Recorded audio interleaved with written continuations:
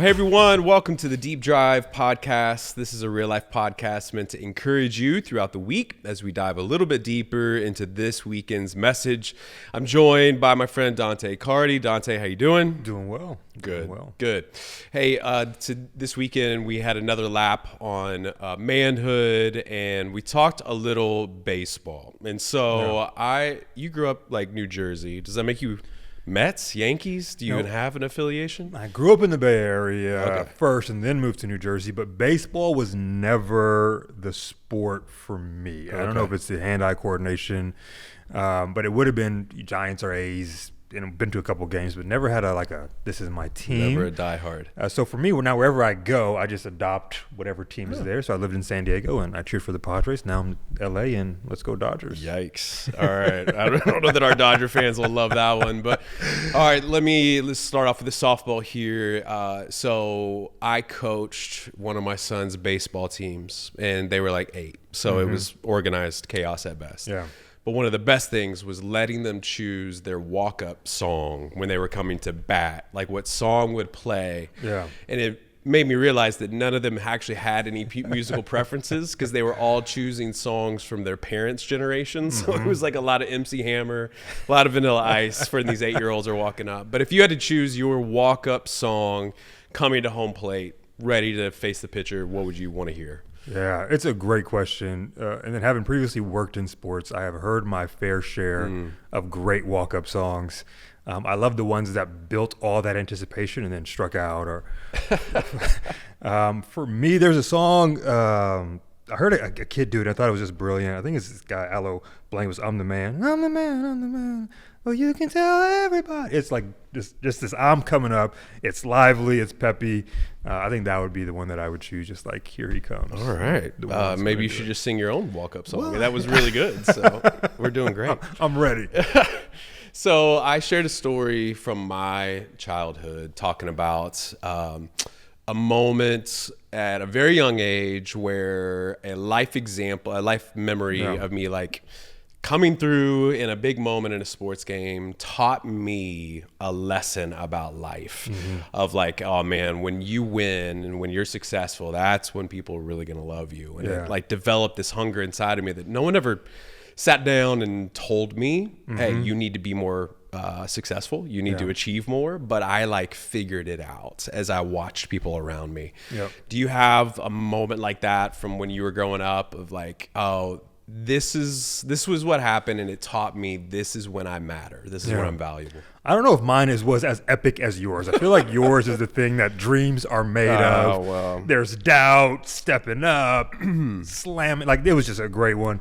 I think for me, the earliest memory I have of achievement, I don't know how it happened. I don't know how I got there, but somehow I won this competition in my grade by reading this poem, and then they put me up like in front. So my parents drove me to this thing, or I had to recite this thing, Wild Beast. I think that Arthur was Evelyn's son. I don't remember all the words, but I remember how proud my parents were, in particular my father, of just this achievement. And he remembers it till this day. Like he'll say, you still remember that Wild Beast by Evelyn Stein? I'm like, I remember it kind of. Don't have any clue how I got there, why I was selected, why I was chosen, but I remember the feeling of accomplishment. Like my parents being proud of me that you had done this thing. I don't even think I was good, but like nervous little kid. But for me, that was that first moment of like, oh, with this achievement comes love and acceptance. And that was like my first memory of. Yeah.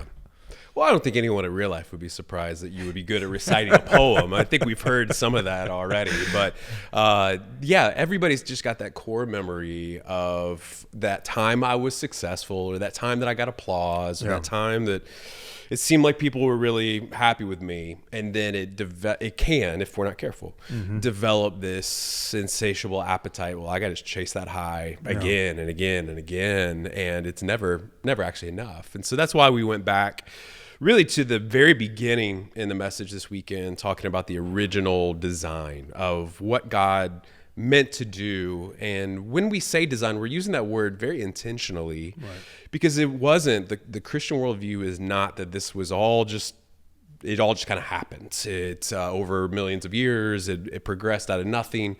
We genuinely believe that the God of the universe put us together on purpose. And when he got to us, out of all the created order, he said this was very good. And he said, we're the only ones made in his image, not the mountains, not the ocean, not the birds of the air, but us, the human beings.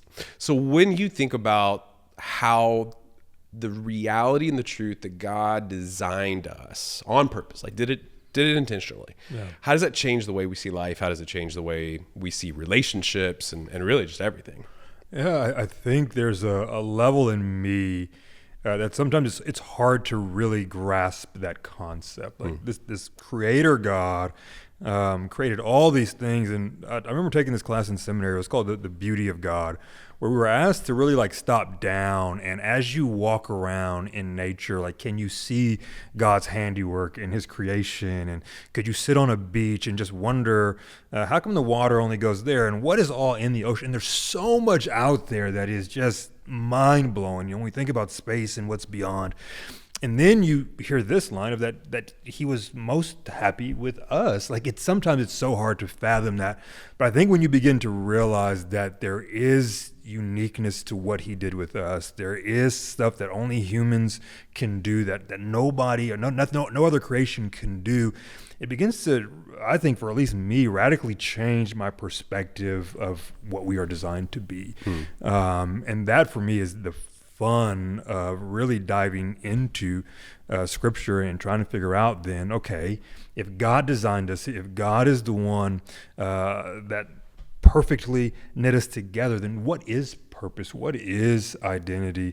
And I think that's only found in scripture, and that's kind of where I like to go and just explore, okay, what do you say about this God? And do we believe what it is that he said about us and how we ought to live our life? Yeah, it seems to really raise the bar as to what's possible in life. If God put us together this way on purpose, called it very good, put his own image inside of us, then this whole like wake up, hit the alarm clock, 9 to 5, go to sleep, do it all over again, that's missing out on so much of the purpose and value of life. That God didn't just put us here to survive and hopefully make it to the end in one piece. It really is. There's a reason for this. There is a design for it.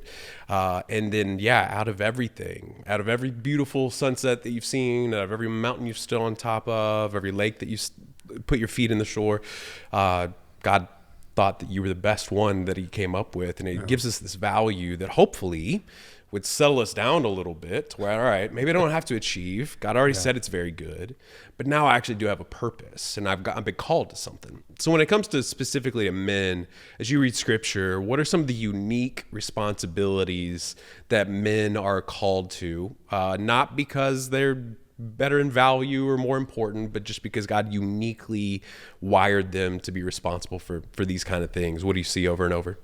Yeah, there seems to be, this theme of leadership and leading people well, leading families well, leading thing you've been given charge of well. I think all throughout Scripture, when we look at guys like Moses, hey, I'm going to put you in charge of something and I need you to lead it well. Noah, I'm giving you a project. I need you to be able to lead it well. And there just seems to be this responsibility that we have as men, particularly with our families, with our children, that can you step up and be a leader, be somebody that holds truth to what God has created you to be, and then play that out well. And I think sometimes the trouble is how we define leadership or what we think leadership means. I mean, we talked a little bit earlier about even those sports metaphors of it looks like achievement or it looks like this, when in reality, sometimes it's a lot simpler than we make it out to be. And then sometimes it's more complex than we make it out to be. So it's finding that middle ground of what does God say about that? And then how do we really step into that as guys? Because I think we are looked to in our families as leaders. I'm not married, but being the oldest son, there is a difference in how my family views me than they do my sister, just a year younger, right? There's more pressure here. I like to tell my parents they have a favorite. They don't believe me, but it's not me. It's definitely not me. It's my younger brother. But the responsibility here is, I'm the one that gets the life insurance documents. I'm the one that gets the estate planning. Here's what I want you to do when I'm gone. So there's all these things that I think naturally men get looked at as that's your responsibility. This is what you do. And for me, biblically, I think one of those things is just leading well. Yeah. What does God put you in charge of, and how do you do that? I think people, when we hear those things, we might get a little nervous because we've got so many examples of men leading poorly. Mm-hmm. And so we react to that and say, well, maybe the leading wasn't ever the idea. Maybe the leading was a bad idea. So instead of leading well, we're going to just stop leading altogether. And that's where we got to that definition in the message. Biblical manhood, godly manhood is strength under control. And that's not original to me. It's from a friend, but I just thought that gives me something to aim at. Like, this is a really healthy target for me. It doesn't mean I stop leading or I stop intervening or I stop trying to make a difference, but it does mean that it's under control and it's not feeding my ego. Right. It's not self-serving. It's not at the sake of other people. And so it's a healthier leadership to where now everybody around me is thriving. And when everyone else wins, I win, as opposed to it having to be this solo success and this award that I'm getting for myself. Yeah. And so what would you say, if you try to give our listeners maybe some practical examples of when you think about strength under control, either in someone else's life that you've seen or in scripture, like what does it mean to be strong, but also not be unbridled and out of control? Yeah. I think it's a great sort of analogy of looking at when we talk about what it is to be a man, because this idea of strength, I think, sometimes can be so out there and convoluted. I've been in the gym lately, as all of our viewers can tell. Clearly, it's just popping off the screen right now. And one of the things that I look at, there's guys who go way beyond what I think is any type of functional muscle you will ever need. Man, those are pretty muscles. And they're in there and they're making all the noise and they're taking all the additional supplements.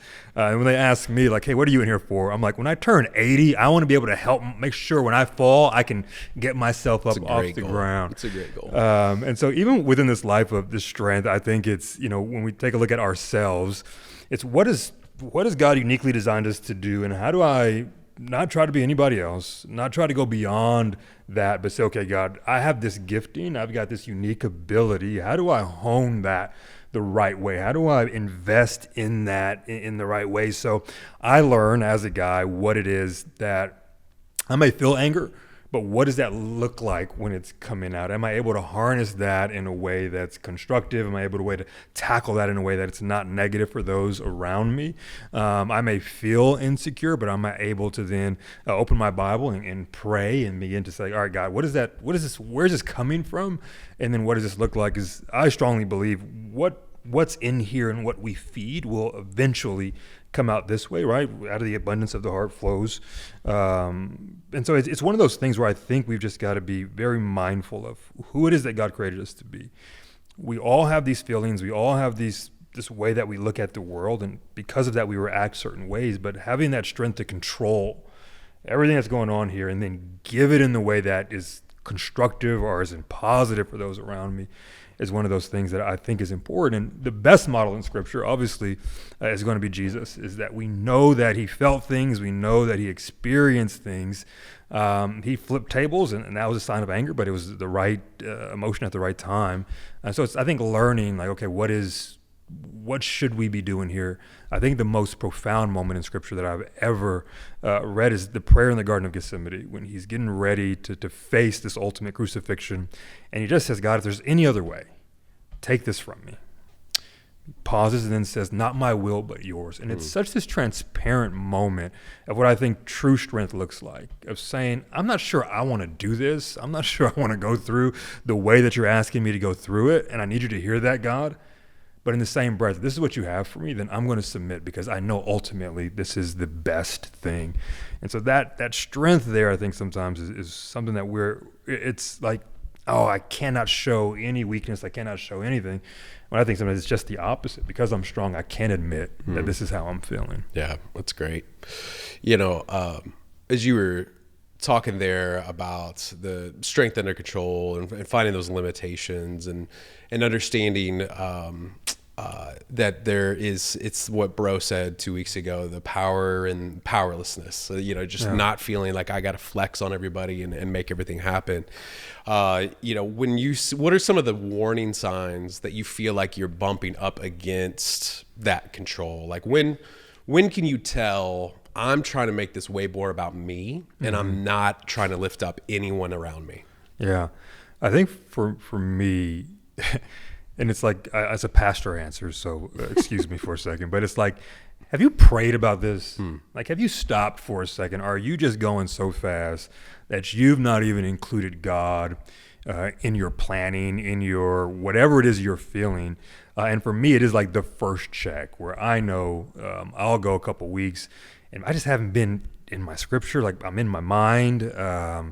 And I just had to stop. I'm like, all right, have you taken this to God? Have you gone to him with this? And the second thing is, how are those people around me responding? It's one of those things where I know I'm going to be a fun old guy because I'm already kind of grumpy in my day-to-day interactions. And when I hit 85, I know I'm going to be on it. People are going to love to be around me. But it is like, am I acting or behaving in a way that people around me are benefiting or are they shying away? And that's one thing that I think is a check for me of whatever I'm going through, whatever I'm dealing with, have I talked to God about it? And then based on what I'm feeling here, like what's happening around me? Am I still a delight to be around, as most people would say I am? Or have I changed completely? Yeah. I find that selfishness is ultimately what creeps in if we're not actively fighting back against it. I'm asking things like, what's in it for me? I'm asking, why hasn't anyone brought me up, hasn't complimented me lately? Why doesn't anyone appreciate what I'm providing? And when I find myself in that cycle of like, what about me? It means that I've all of a sudden turned all this energy and all this strength that God had given me to serve other people. And now because I'm insecure and because I want it to be about me, I've become a self-centered kind of guy. And in those moments, I'm walking into the meeting saying, is anybody going to listen to me? Is my idea going to win the meeting? I walk into a family gathering and say, is anybody asking about my day and how it was going? Spoiler alert, children do not ask. They do not ask how you're doing or what you went through today. You just find this natural tendency to turn inward. And going back to our example of Jesus as the greatest man that ever lived, it's just not how he did it. He came to serve and not to be served. No one ever deserved more priority, more preference, more privilege than Jesus. And he rejected all of that to serve other people and lay down his life. And that's where that command that he gives all Christians, but especially men, to deny ourselves, take up our cross and follow him. That's the life. That's the life that's described for every follower of Jesus. But I think I would especially call men's attention to that and say, if that's not defining our attitude when we walk into any room, we've become self-centered guys. We're becoming selfish in that way. And I know that initially it sounds like, man, I gotta wait a minute, die to myself. I gotta pick up a cross, not a fan. And then I can't be in charge anymore. I'm not calling the shots. I'm following Jesus. But I think what we've deeply underestimated is the joy on the other side of that life. So where now I don't have to prove myself everywhere I go, and I'm not expecting comfort, so I'm not disappointed by frustration. And what leader would I possibly want to follow other than Jesus? Like this is a life add. This is a beautiful life on the other side, but we have to squash the selfishness that naturally grows inside of us. So when you think about having that kind of attitude, dying to myself, picking up my cross, following Jesus, how does that change your interactions with people? Yeah, it's one of those things where I've had to realize early in my life that I don't have as much control as I think I do. Even within, if I'm not following Jesus, like I'm following something is influencing me. So as a Christian and a Christ follower, I agree 100% with what you said. Like this is the best thing that you can do. And then we can take that with this idea that we are uniquely created. We are these special individuals to God. And we say, okay, God, if this is who you created me to be, then who have you placed in my sphere? Who have you placed around me that I should be influencing? He tells his disciples just before he leaves, hey, I've got one mission for you. It's super important. I want you to go spread the gospel, baptize as many followers as you guys can in this great commission. I want you to spread this thing to the world. And I think sometimes we read that and it seems so big. Like, how do I, as an individual, spread it to the world?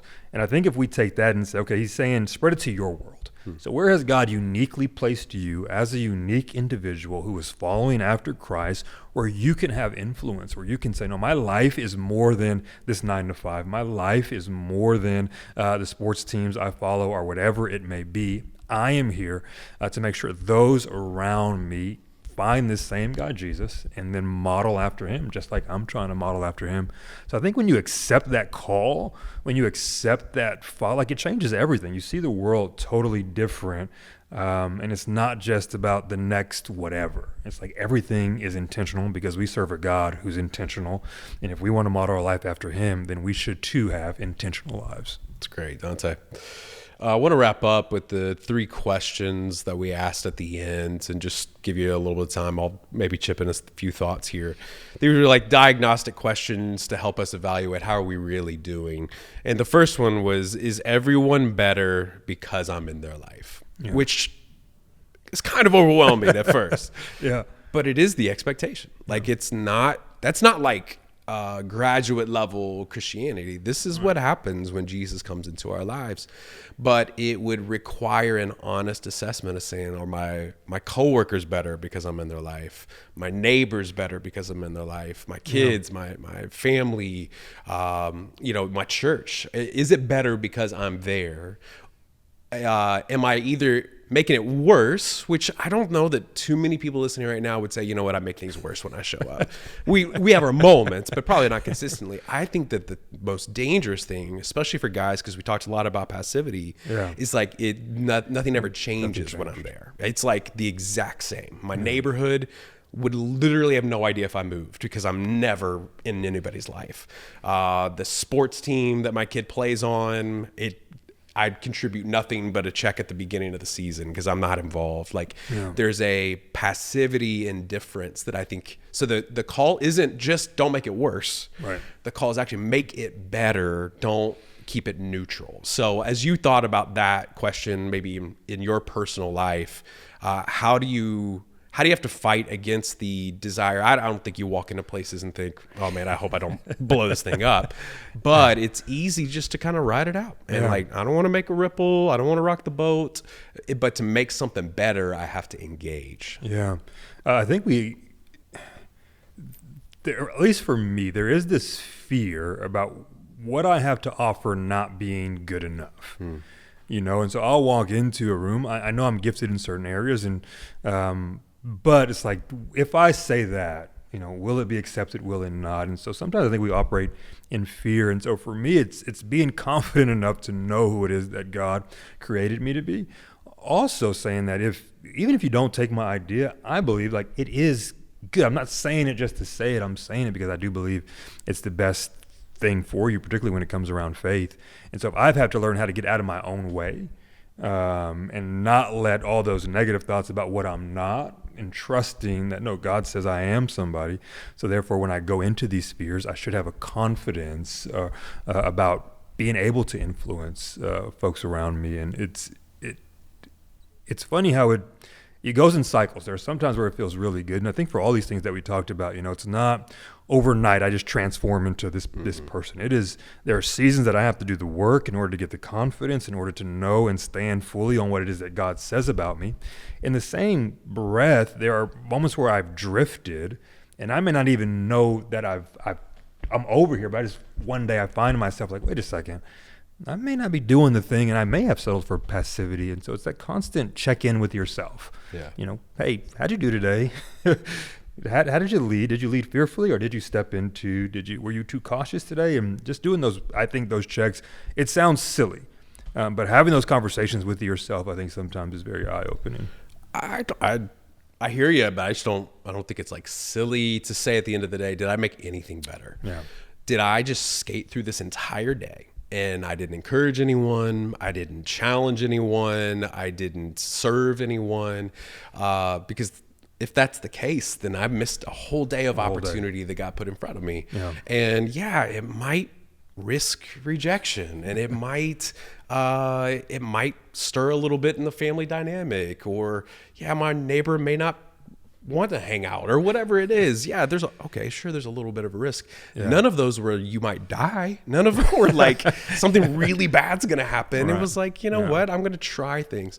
And so this isn't a swing of the pendulum all the way to this, like, I'm going to force myself into everybody's life. Yeah. I'm saying when God presents something to you, are you willing to act? Right. Or in the sake of peace, is what we put on it, we actually become passive guys. Yeah. And I think when you look at the opposite side of that, I might get rejected. Yes, I might feel like an idiot, whatever it is.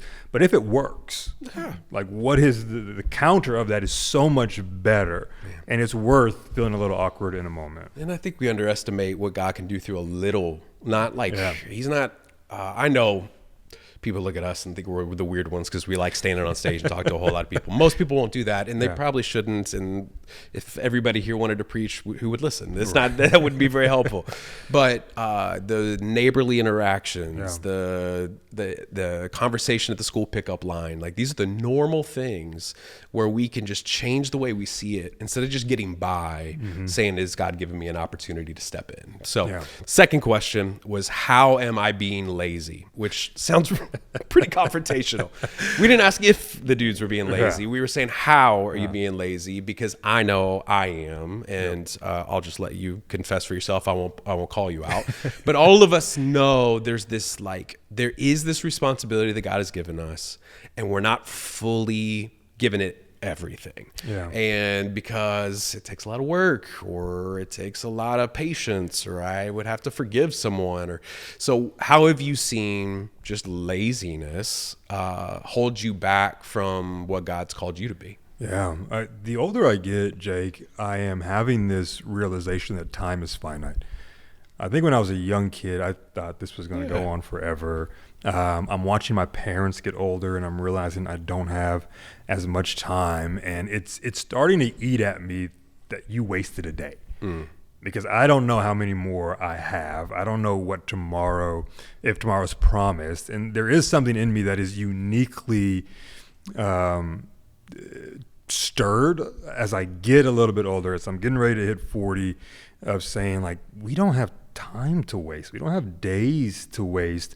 And when I spend all day on the couch binging Netflix, not even watching half of it, but sleeping through most of it, and rest is important. There's days where you need rest, but I know in myself, like, you did nothing today. You had a whole list of things that you could have done. You had all these things. It's a challenge because now I'm saying you wasted a day. And time is one of those things that we don't get back. And so for me, the older I get, the more I am burdened by this idea of not wasting days and figuring out what I can do today that will make an impact, that will make a difference, not only in my own life, but as we're saying, the people around me. Yeah. With every birthday, James just seems more right when he says life is a mist. You know, it's just here today and it's gone tomorrow. And it happens a lot faster than you think. And so to think, I know the important thing that I want to do. I know the godly thing that I want to do. I know exactly what my church has asked me to do, but I'll get to that tomorrow. Because it might cost me something, cost me a little time, cost me a little vulnerability, and so I'll get to that later, and the later just never comes. It's code word for never. That's how we do it. So let's get to that last question. The last question was, how am I being inconsistent? And again, we weren't asking if, we were saying how. And what we're called as Christians, especially Christian men, to do is to close the gap as much as possible between our private self and our public self. Because of sin, I don't know that we'll ever get to like the perfect overlap Venn diagram, but we want to close the gap as much as possible to where who I am when no one's looking is the same person that I am when everyone's looking. And how do you try to keep yourself in check? You got any either relationships or lessons that you've learned that have helped you align those two lives to the best of your ability? Yeah, I think it's important, particularly for guys, that you have somebody in your life that knows everything about you. One or two, they don't have to be a whole bunch, but just trusted people that you can go to and have honest conversations with and say, hey, here's something that I struggled with today. Here's something that I did today. And they don't judge you, but they will help walk you through it. And a lot of times when I'm talking to guys and I will ask them that question, who do you have in your life? Who do you have in your corner? The answer is nobody. I've never told anybody this. And I think it's such a dangerous place to be in if we don't have people that we can share with. And the other thing that I do is go to therapy. I think it's one of the most important things. With the job that we have, we hear a lot, we see a lot. I also serve as a chaplain in the police department. I get to see a lot and hear a lot. And if I don't have the right places where I can go and walk through this and talk about this and trauma dump it and then have somebody help me put it back together, I can that separation between public and private can come more and more farther. And what I'm putting out there and then what I'm dealing with at home can be two totally different things. And when we talk about mental health issues in our country, particularly around men, we don't want to talk about them, but the reality is a lot of people are going through things and they're presenting one way, and in the background is a totally different way. And there are people who even see this, but they don't say nothing because he's okay when he goes out. And so there's so much within this context that I think we as dudes need to be talking about, because it is one of those things where, because we don't want people to know, we can end up being severely in trouble as we navigate life. Yeah. All of us have heard stories of that person that their life fell apart and everybody was surprised. And then when you just start hearing a little bit of the story, you realize this was a long time coming. Yeah. It didn't happen overnight. It built over years of unhealthy disciplines and isolation, which I think is again, it's probably a symptom of passivity, but it's that fear that if someone really knows me and knows the real me, then there's no way I'd be accepted, because when I was 11 years old, I won a baseball game, and I learned then that I have to get it together. Right. And when I have it together, then that's when people love me. And if I don't have it together, then I'm not sure that I'll be accepted. And so when this is a great segue to the last part of the message, where we really encourage guys to get in a group. And this isn't a promotion for a program. Right. This is a core conviction that I know both of us share, that if you are absent of community, of other guys that are real, that are honest, that are aiming at Jesus, that are trying to grow in their faith, then I cannot exaggerate this enough. It's not going to happen. You are not going to do it on your own. It's just that wasn't the design. You're not strong enough, and you don't have to do all that. You may get this. So I was getting my haircut, and I got one of those looks from somebody in the shop that were like, they clearly know me. I know that look. And he goes, "Oh, you're the pastor of Real Life. I was there for Christmas. It was great, whatever." And then my barber goes, "Yeah, I've been going to Real Life." I was like, when were you going to tell me? Like, when were you ever going to bring this up? And then we start talking, and he's telling me about his 1-year-old daughter and his like journey from like a Catholic upbringing, but not really, trying to figure it out with his partner. And this was the thing I was telling him, is like, dude, I do this for a living. I've been at this for a long time, and I couldn't imagine trying to wing this, like figuring it out on my own, or I need other guys around me to tell me the truth, to help me understand that I'm not the only one. I'm not weird. Like one story I got a couple guys that are also in the pastoral world, so we kind of get each other. We understand what it's like. And around a fire pit a couple weeks ago, one of them said, "Hey, so like when your son turned 13, did he just like become a jerk to his mom overnight?" And all of us were like, "Yes, I don't know what happens." Like we did, but it was good for all of us to say, "Oh, so I'm not like a bad dad. This is everybody." And then we were able to share a little bit of our experience and all those things. But to carry that burden of like, what if because I'm a bad dad, my 13-year-old son is acting out? Right. Now I've got this understanding amongst other guys, but not in the like, yeah, don't worry about it, he'll grow out of it, but some actual wisdom to grow through it. So what's been your experience with being in a group with some guys? Like, why do you believe in it as much as I do? Yeah, it's just what you said. I think we have a tendency to walk through life and think we're the only ones that are dealing with the thing that we're dealing with. And I have just been surprised at how much time somebody in the group will say something and somebody will say, I've been there, I've done that, I'm in that. And from there, we can have discussions about it. There are times where we will spend the entire hour that we have just talking about that thing and trying to get them to see that you're not alone. And a lot of people handle these things by themselves, and they find themselves in situations where they don't know how to get out. And we may not have the answer either, but when you share that and you say, and you hear somebody else has been there or they are there, it gives you a renewed confidence that you can handle this and you can get through it. I just think as guys, one of the most important things that we can do is find community, spend time with each other, and then be honest and vulnerable about what it is that you're experiencing in life, because that's when the real help comes through. And my group, we've been going for a couple of years now, and it's so good to see these guys mature. We had a guy last night that says, hey, I'm just struggling right now with everything going on in the world. And I would love just to know, like, as a Christian, how do I handle what I'm seeing in the news? And how should we be interacting? And it was such a great question from this guy in particular, because he's been with us for a couple of years now, and he's just like got the strength to ask this question. Hey, I'm a little bit lost when it comes to this stuff. Can you guys help me? And that's where I think that it's so important that we find community. And the challenge, I think, for the men is, can you find some other men that you can get around and just be yourselves and have those good conversations with. Yeah, really good. Well, I'm hoping that more and more guys will take that step here at Real Life. Just a quick plug to join a group. It's super simple. You get on the app, you click the button, and we take care of the rest. It really couldn't be any easier, but it's going to require you.